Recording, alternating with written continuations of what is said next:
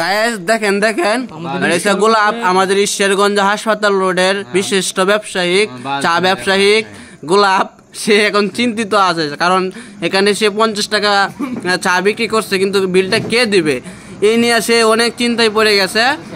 এখন সে বলতেছে আমাকে দিতে কিন্তু আমার পকেটে যে টাকা আছে হ্যাঁ এই টাকা নিতে পারতো না। এই দেখেন গাইস হ্যাঁ বলে দিব বলছিল কিন্তু হ্যাঁ মুশকিল আসতেছে। আচ্ছা বাদ দিলাম এর কথা। দেখেন গাইস এই যে ইলিয়াস কুবরা হ্যাঁ আমাদের ডোনার সে ওই 50 টাকার বার নিছে। আর এই যে গাইস আমি গরিব মানুষ 30 টাকা দাঁত দিছিলাম এখনো পাই না। গাইস আপনারাই বলেন কার কাছে দিছিল দাঁত? ওই যে সুদর্শনপুরে। ও আচ্ছা শরীফ মিয়া আমার কাছ থেকে 50 টাকা নিছে।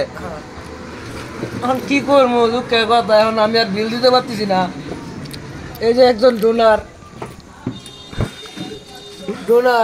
ভাই আপনি একটু দিয়ে দিন। হ্যাঁ ও আমার পেজটা দেখাইতাম না গাইস দেখেন এই যে আমার বাইস্তা হ্যাঁ এই 50 টাকা বিল দিবে। আরে আমি দিলাম কেন লাগে? আমি গরিব মানুষ, এই যে 50 টাকা বিল দেওয়ার মানুষ। আচ্ছা হ্যাঁ দিবে ওকে।